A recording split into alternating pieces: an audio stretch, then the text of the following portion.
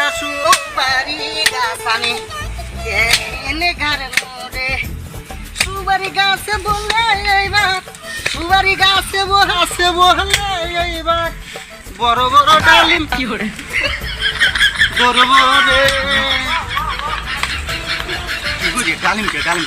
বড় বড় সুপারি ধরবো রে এই গাছে বলে এইবার জোরছে মারো আরো জোরে জোর হলো না দেখবো এবার সুপারি গাছে আম ধরে আম বলে মজা লাগে যুগ ভাইরে কি করে গেছে পাল্টে